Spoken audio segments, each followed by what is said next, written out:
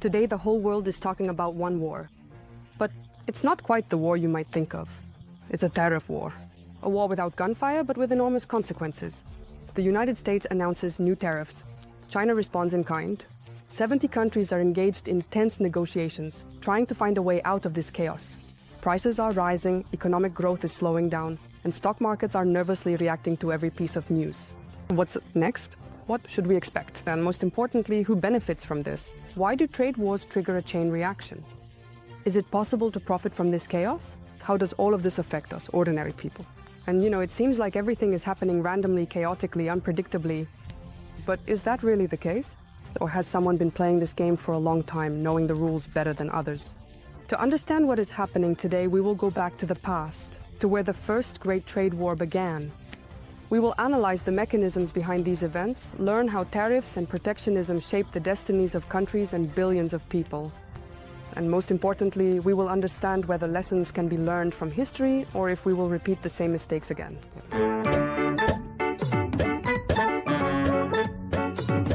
We delve into history to predict the future. After all, what is happening now could change our world forever.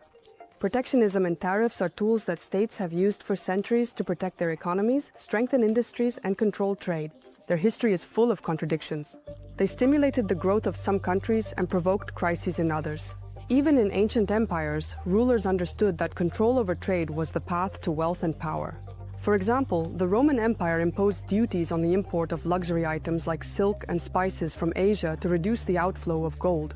And Han Dynasty China, in the 2nd century BC, restricted the export of silk and ceramics, creating artificial shortages and raising prices in foreign markets. In the Middle Ages, city-states like Venice established monopolies on the trade of salt or grain, and craft guilds banned the import of cheap foreign goods. But the true era of tariffs began with the rise of mercantilism. This was the 16th to 18th centuries. England was then the workshop of the world. In 1651, when England still smelled of gunpowder after the execution of King Charles the Thirster, its new rulers, the Puritans led by Oliver Cromwell, decided to strike at their wealthiest competitor, against the Netherlands.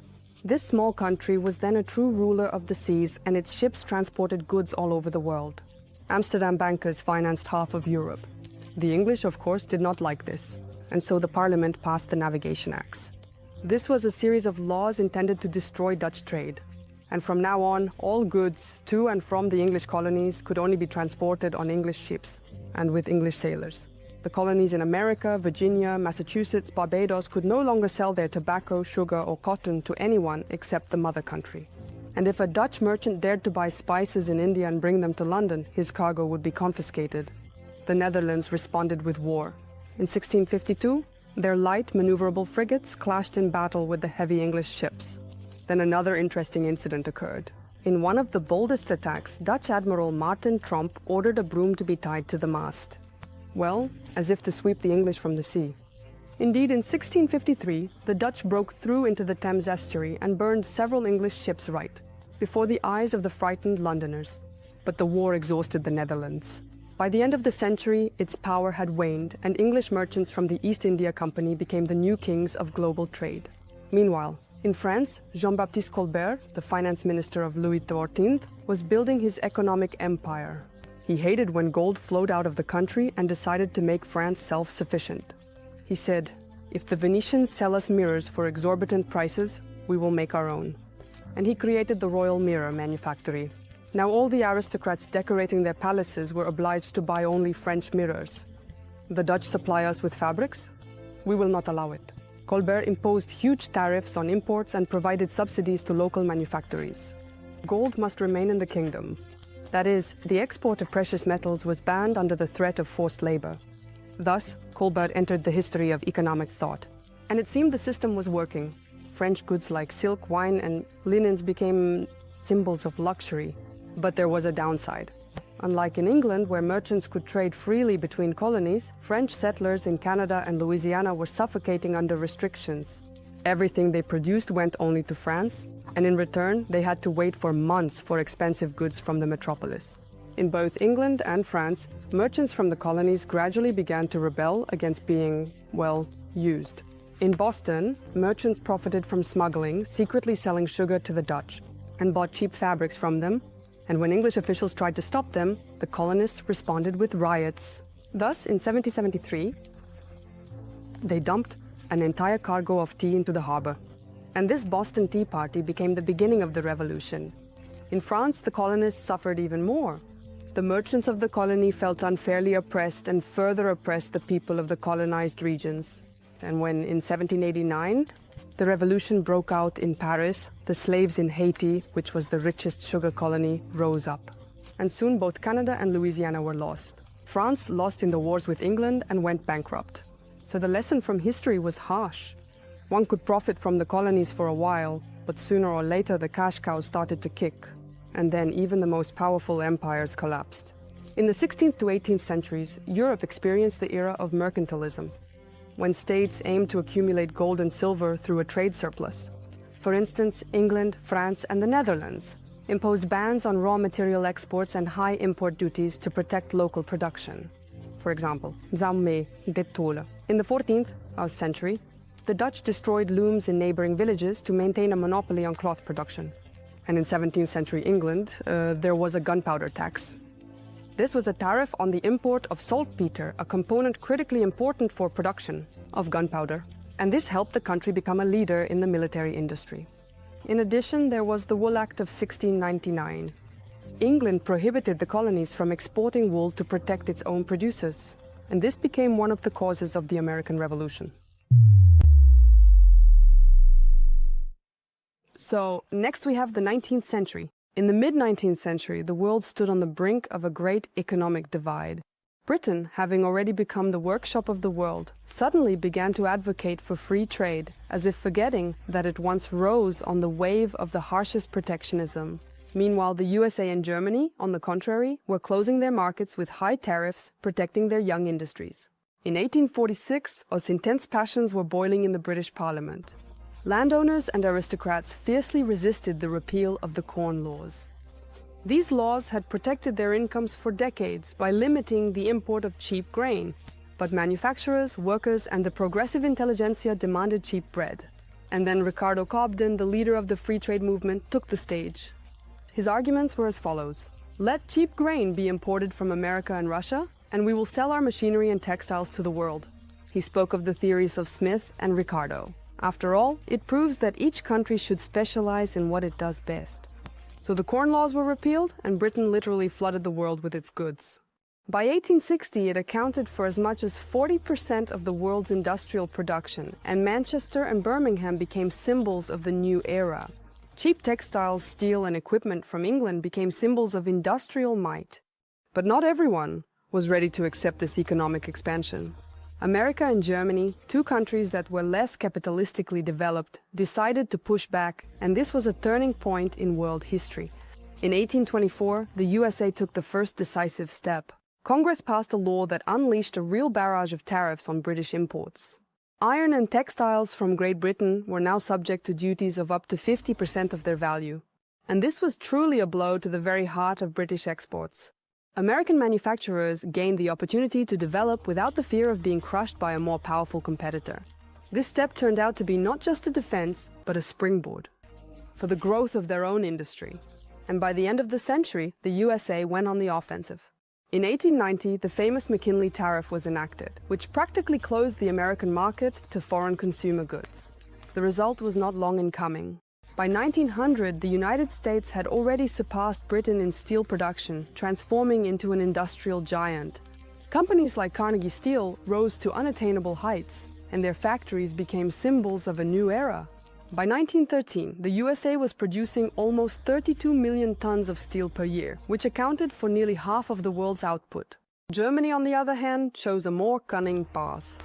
The Iron Chancellor Otto von Bismarck understood that the only way to strengthen the young German state was to unite it, as if around one common goal. And in 1879, he introduced a dual tariff aimed at protecting key sectors of the economy. On one hand, tariffs on steel helped Krupp factories compete with British manufacturers, while duties on grain supported large landowners, the Junkers, whose votes were important for political stability. This maneuver yielded incredible results. By the beginning of the 20th century, Germany not only caught up with, but also surpassed Britain in steel production. And if in 1900, Britain produced 5 million tons of steel, Germany produced almost twice as much, 9 million tons. But it wasn't just about metal. Chemical companies like BASF and electrical giants like Siemens became trendsetters in technology in Europe. Germany transformed into such a technological leader whose innovations defined the future, and all countries aspired to follow them. Interestingly, these protectionist measures not only strengthened the economy but also played a very important political role. In the USA, tariffs helped create a powerful domestic market, which became the foundation for future economic growth. And in Germany, they helped develop their own technologies. Both countries demonstrated that temporary trade restrictions can become a powerful tool for long-term development. So what do we have here? By the beginning of the 20th century, the world was divided into two camps. Britain, which continued to advocate for free trade, was gradually losing its leadership. Its factories, once unmatched, began to lose to more competitive production from the USA and Germany. At the same time, it was these countries relying on protectionist measures that became the new industrial giants. However, history also reminds us that every decision has consequences. The tariffs that helped the USA and Germany rise also created tensions in international relations, as protecting their markets was often perceived as a threat by other countries. It was precisely such frictions that ultimately became not the only, but one of the reasons for World War I. So the year 1930, Washington. Amid the quiet scratch of a pen and the rustle of paper, President Hoover signs what many would call one of the most devastating economic mistakes ever made. Of the 20th century, this is the Tariff Act, the Smoot-Hawley Tariff. This law, intended to save American farmers, became not just an economic decision, but it triggered a chain reaction that collapsed global trade. It deepened the Great Depression and even indirectly cleared the path to one of the bloodiest wars in human history. The story of the law began with good intentions. The fact is, American farmers were suffering from falling prices for wheat and cotton at the time. Their fields were sown, but the markets were empty. And to protect them, Congress proposed raising tariffs on imported goods. However, everything went awry. Industry lobbyists quickly got involved, expanding the list of goods subject to tariffs. As a result, tariffs soared to 60% on an incredible 20,000 items, from steel and machinery to Dutch waffles and Swiss watches. The world's reaction was immediate and harsh. Canada, one of the main trading partners of the USA, responded in kind by imposing 30% tariffs on American goods.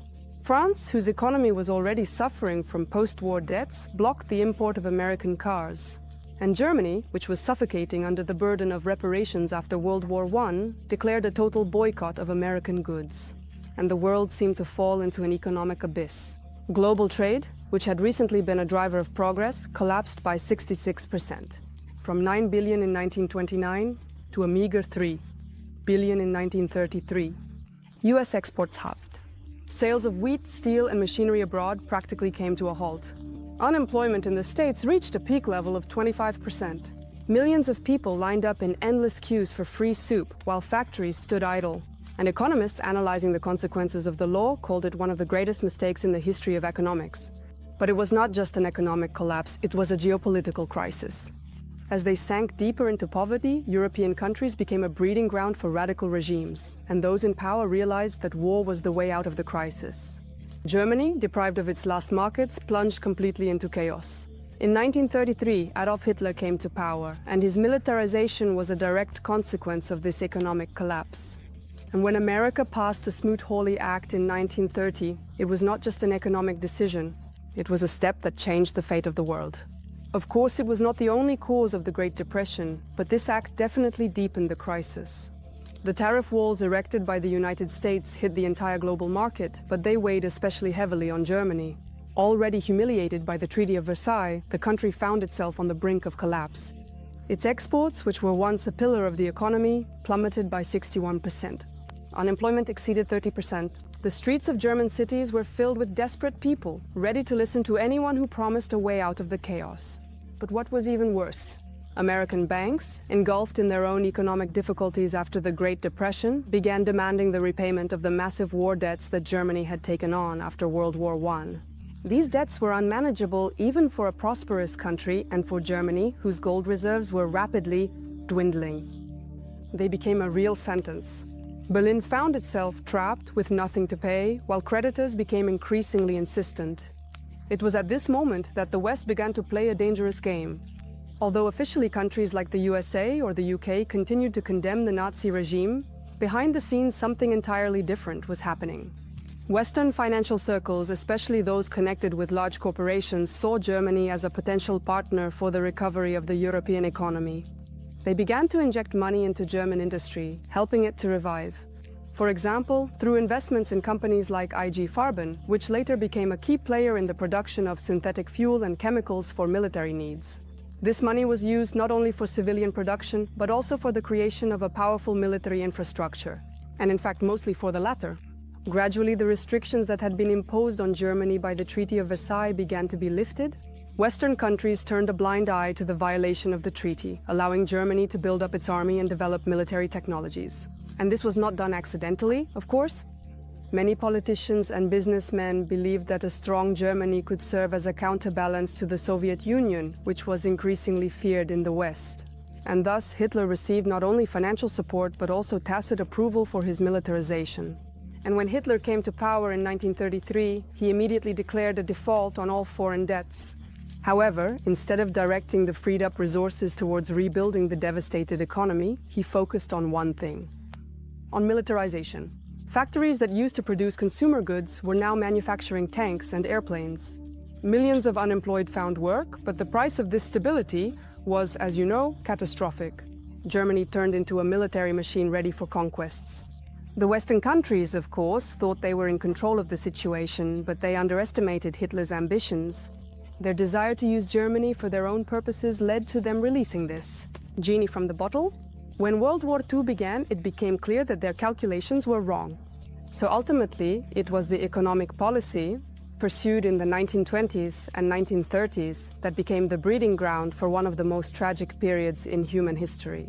Tariffs, debts, and financial support created a monster that was very difficult to stop later. Then there was the war. After World War II, the world was restructuring the system of international relations. The socialist bloc developed according to its own laws, while the USA took on the role of leaders in creating new institutions to regulate global trade. And one of the first steps was the establishment of GATT, the General Agreement on Tariffs and Trade. In 1947, this organization was created, the predecessor of the modern WTO. The goal was noble: to reduce trade barriers, prevent trade wars, and ensure the stability of the global economy.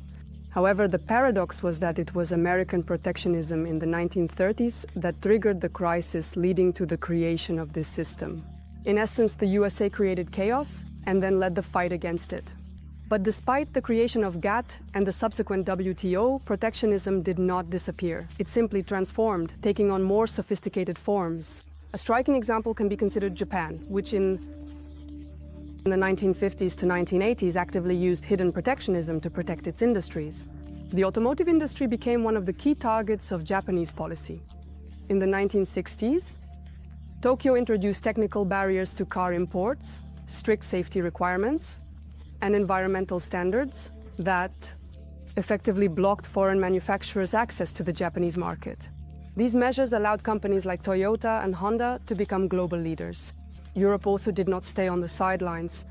The Common Agricultural Policy, known as CAP, adopted in the 1960s, directed huge subsidies to support farmers. And these subsidies artificially lowered the price of agricultural products, making European goods more competitive on the global market. But at the same time, they set up barriers for imports from developing countries. Thus, countries in Africa and Latin America, which depend on agricultural exports, found themselves in a very disadvantageous position. Protectionism also manifested in other forms. In the 1980s, the United States, in protecting its automakers, General Motors and Ford, from growing competition from Japanese companies, introduced so-called voluntary export restraints on Japanese cars. That is, formally it was a voluntary agreement, but in fact it was, of course, the result of Washington's pressure on Tokyo. The consequences were significant. Car prices in the US rose by 40%, which of course impacted whose pocket? American consumers. South Korea also used protectionist methods to develop its economy. In the 60s and 80s, the government imposed restrictions on foreign investments. It required localization of production and provided generous subsidies to local companies. It is precisely thanks to these measures that corporations like Samsung and Hyundai were able to reach a global level. In general, protectionism hasn't disappeared anywhere, it has merely adapted to new realities. History shows that countries always strive to protect their national interests, using both overt and covert methods. In general, protectionism hasn't disappeared anywhere, it has merely adapted to the new reality.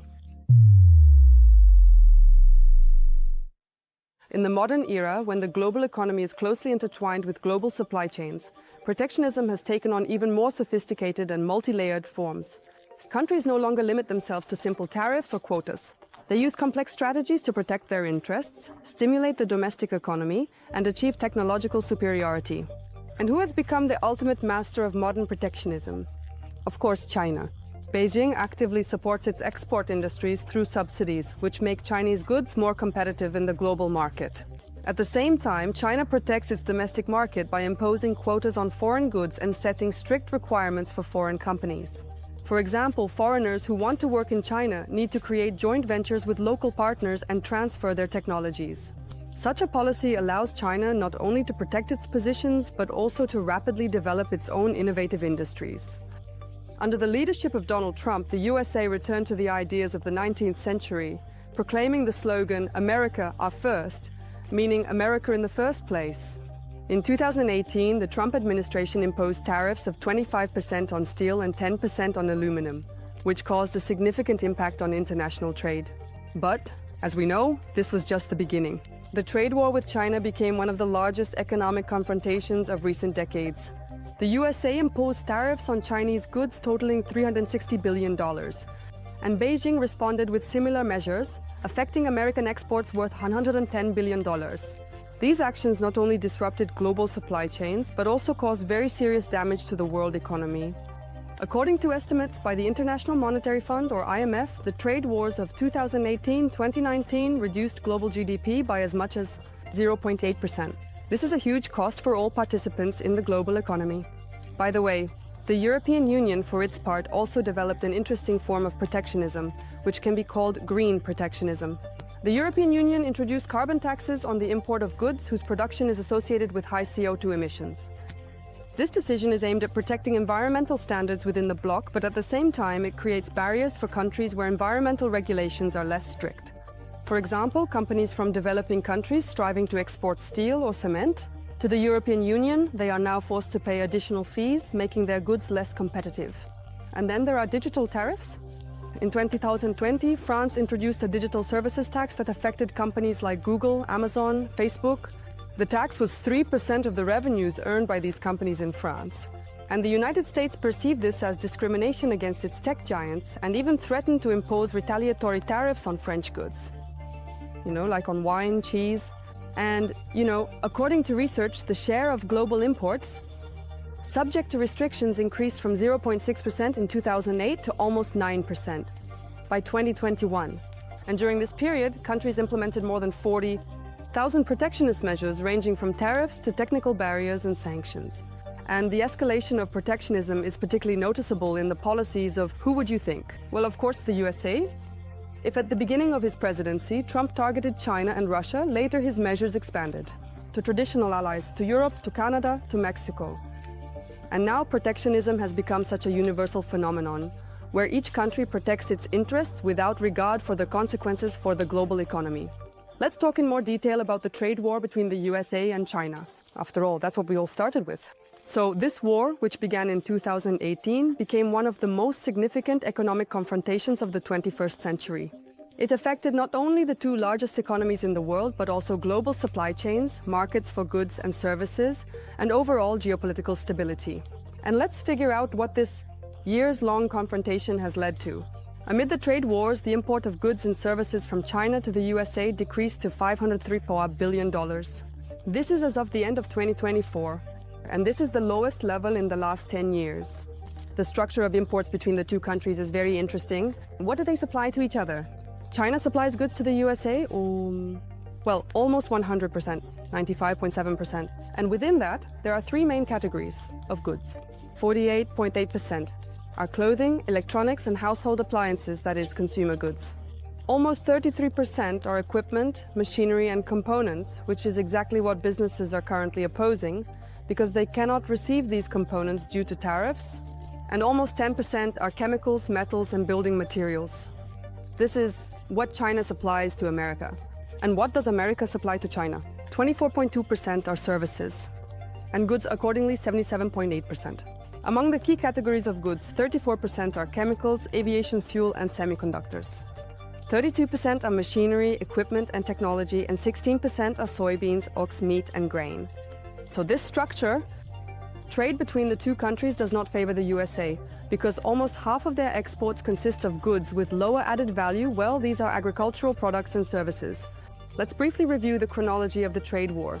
In July 2018, the USA imposed a 25% tariff on Chinese imports, including cars, hard drives, and aircraft parts. China responded with similar measures targeting agricultural products and cars. In September 2018, the USA expands the list of goods subject to tariffs. China responds again, December 2018.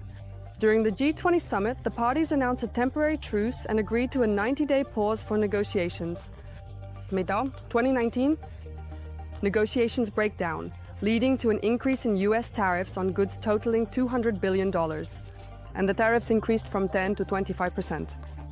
China then responded with tariffs ranging from 5 to 10% on US imports, and the value of this import was $60 billion. January 2020.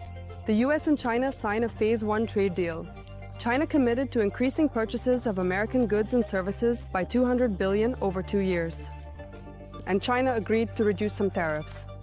Later, the Biden administration imposes new tariffs on electric vehicles, solar panels, and other goods, which further increases pressure on the Chinese economy. Well, next we have Trump.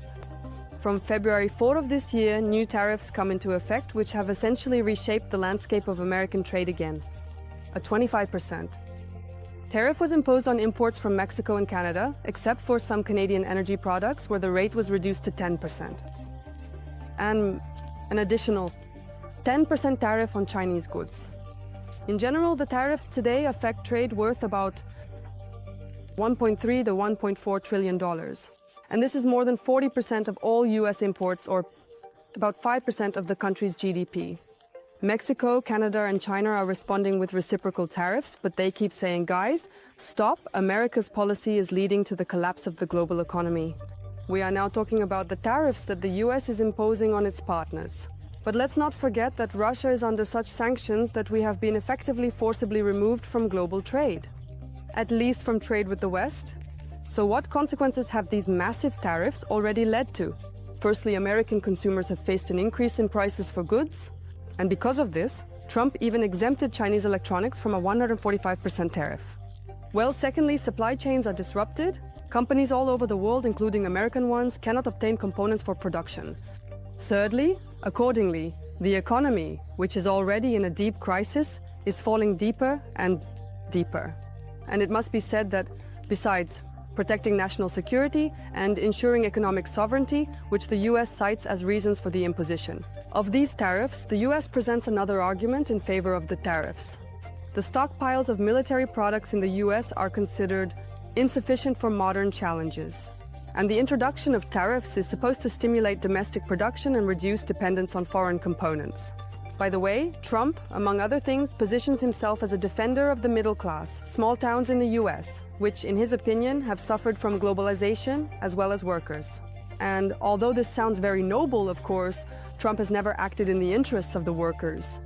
I just recently released an excellent film with the story of Trump and an analysis of his policies on private platforms. Feel free to check it out. It costs only 400 rubles a month. There's a lot of exclusive material, especially since it's the only source of funding for my work. And you know, in general, the year 2025 will go down in economic history and will be no less significant than the Great Depression. From February 19th to April 7th, the American market experienced a catastrophic crash. It wiped out $14 trillion in market capitalization of public companies. And this is a colossal systemic shock, which in the media is portrayed, as something ordinary. Well, like it happened, and that's it, right? They showed America in red. In 3 days, just in 3 short days. At the beginning of April, the S&P 500 plummeted by 16.24%. This became one of the largest crashes in the last 80 years. and only two events surpassed this collapse.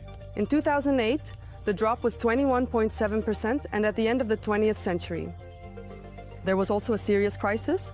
So now, in 3 days, investors lost $9.7 trillion, des fois, in market capitalization. So what do we see in the end? The trade war initiated by the USA, and especially the Trump administration, is deepening an already severe economic crisis. The disruption of production chains and international trade will affect all countries in the world, but not equally. Developing countries, especially those dependent on the export of raw materials and cheap goods, will find themselves at the epicenter of the impact. Their economies are too tied to external markets, and their internal resources are not sufficiently developed to compensate for the losses. For example, countries in Africa, Latin America, and Southeast Asia survive by selling oil, gas, metals, or agricultural products. And when major economies impose tariffs or restrictions, the demand for their raw materials falls, and along with it, all the revenues of these countries collapse. All of this leads to currency crises, rising unemployment, and social tension. Take Nigeria, for example. It is highly dependent on oil exports. If oil prices fall due to decreased demand, the country loses its main source of income. The same thing happens with Brazil, which exports soy and meat. Or with Vietnam, whose textile industry suffers from decreased demand in the US or Europe. And countries that are between the center and the periphery of the global economy, such as Turkey, Mexico, and Russia, again find themselves in a difficult position. They certainly have a more developed industry than developing countries, but still these countries, again, depend on external markets and technologies. But there is also good news. The good news for us is that Russia has already adapted to the sanctions thanks to support from China.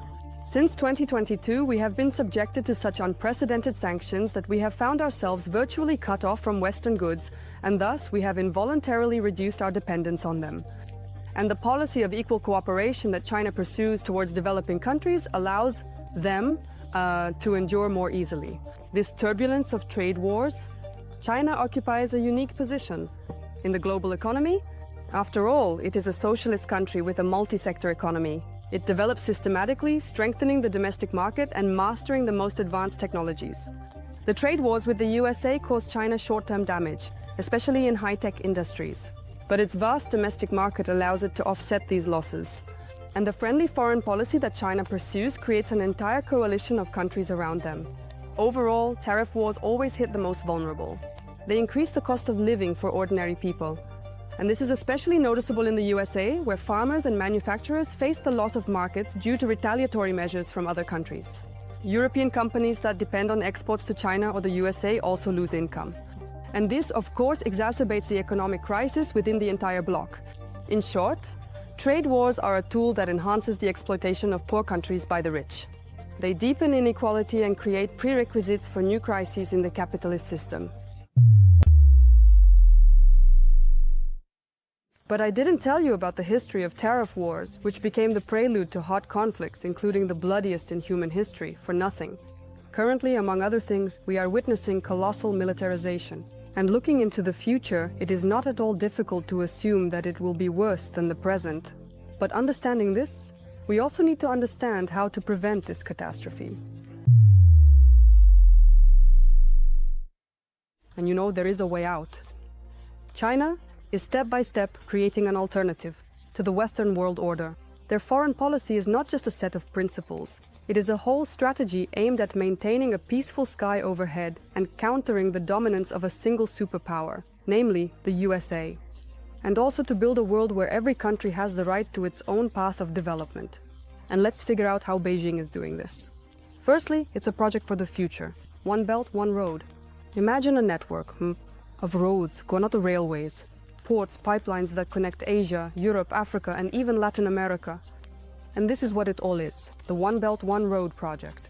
It covers more than 140 countries and has already become the largest attempt in history to restructure global economic ties. Well, why is this necessary? For China? Firstly, it strengthens its influence. For example, Pakistan received billions of dollars from China to build the Gwadar port. Now, this port has become a key link in Chinese trade in the Indian Ocean. And secondly, this project creates new connections. Countries that cooperate with China become less dependent on the West. This is especially important for developing countries that need investments but do not want to comply with the rules of the IMF or the World Bank, which have historically drained resources from the poorest countries. So, one belt, one road. The second direction is new institutions instead of the old ones. International finance has long been under the control of Western institutions, like the International Monetary Fund, IMF, and the World Bank. But China is creating its own mechanisms. For example, the Asian Infrastructure Investment Bank, abbreviated as AIIB, which has become an alternative to Western financial organizations.